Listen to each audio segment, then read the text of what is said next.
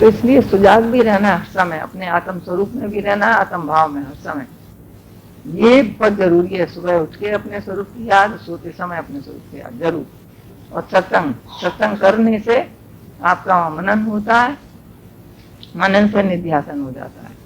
सत्संग इसीलिए बताया है, सत्संग साधन है, सुनना और कहना, तभी मजा भी आता है, तभी आप इसमें ठहरते भी हैं। और फिर कहीं मन भी नहीं जाएगा आपका। ये पूछ है, पूछ बताया ना, सब बांदर की पूछ, बांदर की तरह पूछ लगा के सब घूमते हैं, फिर भी शांति है। बताइए, तो बिना पढ़े लिखे थे बहुत से जो ब्रह्म ज्ञानी हुए, बहुत से पढ़े लिखे भी हैं, इसमें कोई ऐसी बात नहीं है, इसमें कोई उससे ताल्लुक नहीं रखता। पर जब विवेक जागृत हुआ, आपने विवेचन किया, जिस टाइम, जिस समय सत्य असत की पहचान हुई, सत्य क्या है, बुद्धि से आपने विवेचन किया सत्य क्या है असत्य क्या है, फिर आप उसमें जाएंगे। क्यों इच्छा होती है आपकी जाने की? फिर माया के कार्य में जाएंगे, फिर और इच्छा होगी कि ये करूं ये करूं ये करूं, फिर होगी। बताइए, जब विवेक जागृत हो गया, विवेक से पता चल गया कि आनंद शांति नहीं है, मृग तृष्णा के जल में जाएंगे। जब आपको एक बार पता चल गया, लोटा लेके गए, पानी नहीं मिला, और किसी बताने वाले ने बताया भी, भाई गुरु ने हमें बताया वहाँ पानी है ही नहीं, तो आप लोटा लेके नहीं जाएंगे, दोबारा जाएंगे? बताइए, तो मूर्ख कहलाएंगे ना, महामूर्ख। जब आपका विवेक जागृत हो गया और फिर आप उसको छोड़ के आप उसमें जाते हैं, तो महामूर्ख हो गए। उसकी बराबर तो कोई नहीं। इससे तो अज्ञानता में पड़ा हुआ है, तो वो कम से कम उसको मालूम तो नहीं है। जैसे सिप्पी में चांदी का भ्रम, सिप्पी है और चांदी का भ्रम हो जाता है कि तो चांदी है, लेने जाएंगे आप, उठाएंगे चांदी, और चांदी तो है ही नहीं। तो उसके लिए, ज्ञानी के लिए, जो आत्मा में स्थित हो गया, जो अपनी आत्मा को जान गया, उसके लिए सांप और रस्सी दोनों ही खलास हो गई, ना तो सर पर रहा ना रस्सी में। तो फिर उसको मरने का गम या जीने की इच्छा रहेगी? बताइए, उसको कुछ रहेगा? कहीं भी कोई बात रहेगी? कुछ भी नहीं रहेगी। तो आप आत्मा में स्थित होने की क्यों नहीं कोशिश करते हैं? आपको मालूम भी हो गया समूह को, और व्यवहार तो सिद्ध होगा, ऑटोमेटिकली हो जाएगा। देखिए, व्यवहार भी कोई आज तक कोई भी ठीक नहीं व्यवहार में चल रहा, एक A to Z किसी का भी बता दीजिए व्यवहार सिद्ध हुआ। भगवान राम ने बुतेरा सिद्ध करने की कोशिश की व्यवहार, आखिर में फिर भी उन्हें रोना पड़ा, दुखी होना पड़ा। बताइए, कितनी मर्यादा निभाई है उन्होंने, उनकी बराबर मर्यादा किसी ने निभाई है? फिर यहाँ तभी वो भगवान कृष्ण होकर आए हैं, और फिर उन्होंने ये ज्ञान से, अद्वैत के ज्ञान से, फिर उनका विवाह सिद्ध हो गया। देखिए, सबसे प्रेम करते हैं, कौरवों से द्वेष नहीं है, पांडवों से द्वेष नहीं है, पर वो अपने ही स्वभाव और संस्कार के कारण वो अपना ही अहित कर रहे हैं, खुद ही अपना ही अहित कर रहे हैं। उसमें भगवान भी क्या करे, गुरु भी क्या करे? जब आपको ज्ञान पता चल गया, ज्ञान क्या है अज्ञान क्या है, कौरव भी हैं पांडव भी हैं, जब उनको पता चल गया, तो किधर जाएंगे? बताइए, क्या चाहेंगे वो, कौन सी इच्छा होगी? जब आपका विवेक जागृत हो गया, विवेक क्या कहता है, विवेक से पता चला कि सत्य एक परमात्मा है, जगत मिथ्या है, जगत की नास्ती आपने कर दी, आपके चित्त जो है शांत हो गया कि जगत है ही मिथ्या। तो फिर जगत के बातों में जाएंगे या जगत की तरफ भागने की कोशिश करेंगे आप कि कुछ भी प्राप्त करूं? और आत्मा तो नित्य प्राप्त है ही है, आत्मा तो आपका स्वरूप है, उसको प्राप्त करने अप्राप्ति की प्राप्ति की जाती है। देखिए, प्राप्ति की तो कोई प्राप्ति है ही नहीं। जब आप अपने स्वरूप को समझ गए, जान गए, आत्मा को जान गए, तो फिर क्या प्राप्त करना है? इसलिए आत्म भाव में रहना, आत्म निष्ठा, पूरी निष्ठा करके रहिए, मैं सत्स्वरूप आत्मा हूँ। विवाह तो ऑटोमेटिकली हो जाता है, सामने आया हुआ कर्म नहीं करेंगे क्या आप? उधर से भी अकर्मण कहे जाएंगे, इधर से भी। खास तो अकर्मण इसके लिए कहा जाता है जो परमात्मा की प्राप्ति के लिए कोशिश नहीं करता है, वो महा आलसी महामूर्ख। समझे आप? सबसे पहले इसके लिए कहा जाता है, और फिर दूसरा उसके लिए आलसी कि वो बैठा हुआ वो खाना चाहता है। मतलब शरीर की पूर्ति के लिए, जीवन निर्वाह के लिए सिर्फ कमाए कितना चाहिए? दादा भगवान के पास क्या रहा अपना? चाहे कुछ भी रहा हो, उनके दो चार जोड़ी और कपड़े रहे हो, पर इस्तेमाल क्या करते थे वो हर समय बताइए? दो जोड़ी कपड़ा बताया, एक कलम, एक डायरी, एक चश्मा, और क्या, एक जूता। ये इस्तेमाल था उनके। फिर क्या चाहिए? कितना इस्तेमाल करता है आदमी? जो जमा करता है, इकट्ठा करता है, किसके लिए इकट्ठा करता है? नाम कमाने के लिए, ऐशो इशरत के लिए? बल्कि बिगाड़ते हैं, और उस पैसे को, उसका धन मिलेगा तो बिगाड़ेंगे उनको, उससे वो क्यों कमाएंगे? मिल रहा है हमें तो ये सब व्यवहार तो सिद्ध ऑटोमेटिकली हो जाता है। व्यवहार काल में ज्ञान नहीं काम करेगा। ज्ञान अलग है, ज्ञान को आप समझिए। ज्ञान अगर आप समझ जाते हैं, अपने को आत्मा करके जान लेते हैं, आपने को आत्मा करके जान लेते हैं, तब देखिए ऑटोमेटिकली कार्य होगा। सब सर्वत्र मैं ही तो हूँ, किसको क्या आवश्यकता है, आपके हाथ से फौरन निकल जाएगा। उसके लिए आपके पास है तो निकल जाएगा, नहीं है तो क्या करेंगे? इच्छा भी नहीं है वहाँ आपको देने की, लेने की इच्छा भी नहीं है। ना मैं देता हूँ ना मैं लेता हूँ, मुझ में देना लेना भी नहीं है। मुझ आत्मा में क्या देना लेना है? फिर आपको ये भी इच्छा नहीं है, और ऑटोमेटिकली प्रेम में हो जाता है। देखेंगे है तो एकदम से हो गया, नहीं तो कोई आवश्यकता ही नहीं। ये भी इच्छा है कि मैं उसको ये दूं। हम देखते हैं ज्ञान में आते हैं, आते हुए ज्ञान में उनकी सब तरह से कहते हैं कि भाई इनके पास जाओ, इनको खाने पीने का इंतजाम करो, गरीब हैं, ये हैं, इनको खाने पीने, वो फल भेजो, दूध भेजो, ये करो वो करो। फिर उसका क्या करते हैं? अच्छे हो जाते हैं तो फिर माया में जाते हैं। तो फिर गुरु क्या कहता है? तुम जो खिला पिला रहे हो वो जो है सत्संग में रहेगा, ज्ञान सुनेगा तुम्हारा पूरी तौर से, तो उसे दो, नहीं तो नहीं दो। बिल्कुल उसने तो खराब कर दिया, पैसे को कर दिया ना खराब, आपका पैसा तो बेकार गया ना, बल्कि आपका मन चलेगा। जो पूरा ज्ञान में कोशिश करता है मुझे परमात्मा चाहिए, कुछ नहीं चाहिए, उसके लिए ये बात है। जिसको परमात्मा नहीं चाहिए और कहीं भी इच्छा है, कहीं भी दिल है, तो उसको बिल्कुल उसकी सहायता करनी नहीं है। बिल्कुल सहायता वैसे तो करने वाले आप हैं ही नहीं, उसके लिए तो बिल्कुल आंख मोड़ लीजिए, बिल्कुल आगे से भूल जाइए। पर वो आता है, ठीक है, भगवान की राह पे आता है तो उसकी सब तरह से सेवा होती है, भगवान पूर्ति कराता है स्वयं। पर एक बार जब देख लेंगे तो दोबारा कोई उसको कोई मदद करेगा, चाहे वो मरे, चाहे सड़े, चाहे कुछ भी हो। शांति आई? नहीं आई, क्योंकि हर जगह स्वार्थ से कार्य किया ना, प्रेम नहीं किया, सच्चा प्रेम, आत्मिक प्रेम। आत्मा करके नहीं देखा,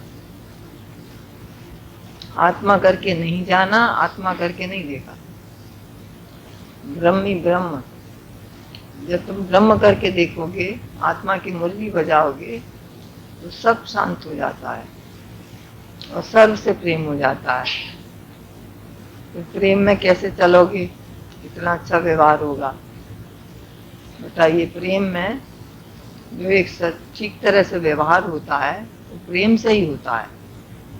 बाकी कुछ भी आपने देखा, कुछ भी किया, है ना, देह भाव से, देह भाव में हो तो दुखी सुखी होते रहोगे, पर देह भाव से ऊपर उठना है, तीनों गुणों से, तीनों गुणों से, सतो रजो तमो, तीनों बातों से, तीनों गुणों से आपको ऊपर उठना पड़ेगा। तीनों गुण ब्रह्म में नहीं होते हैं, आत्मा में तीनों गुण नहीं है, तीनों गुणों से परे है आत्मा। आत्मा में खाली आते हैं तो सर्वत्र आत्मा ही आत्मा देखेंगे ना आप, तो प्रेम ही प्रेम हो जाता है। फिर जड़ और चेतन सबसे प्रेम हो जाता है, फिर आपका वहाँ व्यवहार भी सिद्ध हो जाता है। आप वैसे भी अपने को भी जान लिया आपने, ब्रह्म हूँ, तो सर्वत्र ब्रह्म में आपको कैसे चलना है, कैसे रहना है, सब तरह से आपको मालूम हो जाता है, सब, है ना। पर जड़ नाशवंत है और ब्रह्म रहने वाला है हमेशा, ये आपको मालूम हो जाता है कि ब्रह्म ही ब्रह्म है, पर जड़ जाने वाला है। पर जड़ भी तो ब्रह्म की सत्ता से ही है ना, मुझसे ही है। ये आपने जब जाना तो प्रेम उससे भी हो गया।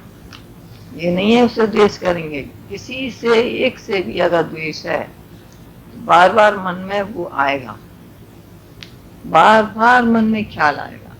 एक से भी राग है तो राग वाला भी आएगा और द्वेष वाला भी आएगा, बार बार आएगा। तो वहां द्वैत द्वैत हो गया, द्वैत बुद्धि हो गई। पर ब्रह्म तो एक है। जब आपने एक ही एक सर्वत्र अपने को जाना, आत्मा की मुरली बजाई, क्या रह जाएगा वहां पर? जितने भी कर्म किए, जितने भी साधन किए, जितने भी यत्न किए, पर ब्रह्म को नहीं जान सकते आप।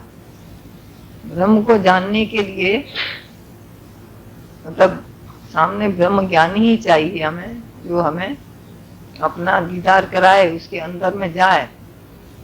कोई उसके अंदर में जाए तो पहचान पाए। तीसरा नेत्र खुले, दिव्य दृष्टि, वो दिव्य दृष्टि देता है, तीसरा नेत्र खुलता है। तीसरा नेत्र खुलता है तब उस तीसरे नेत्र से आप समझ सकते हैं कि मैं ही तो हूँ। वरना इन आंखों से आप कभी भी नहीं जान सकते अपने स्वरूप को, अपने स्वरूप को कि मेरा क्या स्वरूप है। दिव्य दृष्टि जब गुरु से हमें मिलती है तब अपने स्वरूप में रहते हैं, तब आपका सब कुछ सिद्ध हो जाता है ऑटोमेटिकली। तब उसमें फिर कुछ करना नहीं पड़ता कि मुझे ये करना है, मुझे ये करना है, मुझे ऐसे चलना है, मुझे वैसे चलना है। वहाँ कुछ चलना करना, फर्ज, ड्यूटी, कहीं तो एक तरफ तो इतना आदमी लग जाता है पागलों की तरह से, कहीं एक तरफ बिल्कुल ध्यान ही नहीं है क्या बिगड़ रहा है, क्या हो रहा है ना। तो ये तो फिर ज्ञान नहीं हुआ, ये तो ज्ञान नहीं है। क्योंकि सर्व से प्रेम कहाँ है? एक जड़ की तरफ पूरा ध्यान है, दूसरे जड़ की तरफ नहीं है, तो ब्रह्म कहाँ देखा? नहीं देखा ना। तो ब्रह्म देखने वाला तो उसका तो सब ठीक हो जाता है, सब प्रेम में व्यवहार हो जाता है। प्रेम से ही देखता है, प्रेम में ही उठना, प्रेम में ही बैठना, प्रेम में ही खाना, प्रेम से ही बोलना, सब प्रेम में हो जाता है। राग और द्वेष खत्म हो जाते हैं। तो ये आत्मा का दृष्टि बनाने के लिए ये आप यहाँ आते हैं, समझे? अपने स्वरूप को जानने के लिए आते हैं। जब तक आप अपने स्वरूप को नहीं जानेंगे तब तक मन जो है चंचल रहेगा, विक्षेपित रहेगा और दुखी रहेगा। मनोलय तो विचार से होता है। देखिए, विचार कान में मनोलय तो हो जाएगा पर मनोनाश नहीं होगा। मनोनाश कब होता है? जब अपने को आप ब्रह्म करके जानेंगे, अपने स्वरूप में टिकेंगे, तब मनोनाश हो जाता है। फिर मन रहता ही नहीं है, मन अमन हो जाता है। तो मन अमन कैसे हो, इसके लिए आपको पुरुषार्थ करना है। पुरुषार्थ बराबर लगे ही रहना है। और इसमें देखा जाए तो कुछ करना भी नहीं पड़ता है, सिर्फ एक परमात्मा के शरण में, उसी की याद में रहना पड़ेगा आपको। परमात्मा स्वयं आके आपको देना देते हैं, तो आपको क्या करना पड़ा, क्या कोशिश करनी पड़ी? माया में आप रहे तो माया में क्या कोशिश करनी पड़ी? कुछ नहीं। माया में रहे थे इतने वर्षों से, किसी ने बताया नहीं था, तो वैसे ही चल रहे थे पीछे पीछे। हमें गुरु जीवन में मिलता है तो उसके कहने से चलें। हर समय आत्मा ही आत्मा याद रहे। ये जगत नहीं है, है ही जगदीश। ये भी तो सोच सकते हैं, जगत नहीं है, है ही जगदीश। ये साफ आरसी है, साफ शीशा है, इसमें क्या देखेंगे? अपना ही प्रतिबिंब तो देखेंगे, अपना ही तो स्वरूप देखते हैं, अपने को ही तो देखते हैं। दूसरा तो कुछ भी नहीं कह रहा है, कुछ भी नहीं, कुछ भी नहीं है। तो ये आरसी है। आरसी में क्या देखते हैं? अपना चेहरा देखते हैं, कहते हैं देखो मैं कितना सुंदर हूँ, मैं कैसा हूँ। और आपके दाग है तो अपने ही चेहरे में तो देखते हैं, शीशे में तो नहीं देखते। तो ऐसे ही जगत में देखने चलते हैं, वो ऐसा है, वो ऐसा है, वो ऐसा है, तो दुखी हो जाते हैं। तो जगत है साफ आरसी। हमेशा कभी भी ये नहीं देखिए कि ये जगत है, पर उसको जगदीश करके ही देखिए। ब्रह्म ही ब्रह्म हर जगह समाया, जिसे बिना कुछ नजर में आया, ऐसा पक्का हो जाना चाहिए आपको।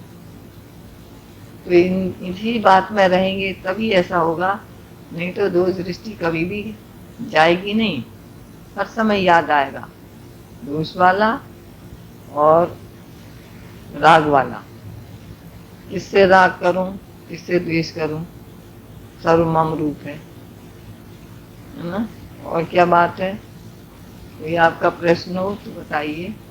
बात करता है चाहे वो कैसे भी है, कुछ भी है।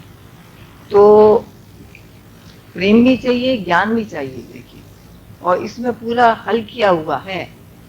इसमें जो अष्टावक्र गीता में सब कुछ उनको मालूम है, राजा जनक को। बस खाली एक आत्मिक ज्ञान चाहिए था, इसको समझ लीजिए आप। सिर्फ आत्मा नहीं पकड़ी थी, आत्मा को मैं कैसे जानूं, ज्ञान, ज्ञान, मुक्ति और वैराग। बाकी उन्हें सब कुछ मिला पड़ा था, सब कुछ भोग भोग लिया था, सब कुछ था। ये आप अच्छी तरह समझिए। तो आत्मा को उनको समझना था कि आत्मा कैसी है, क्या है, ज्ञान क्या है, वैराग कैसे हो, मुक्ति कैसे मिले।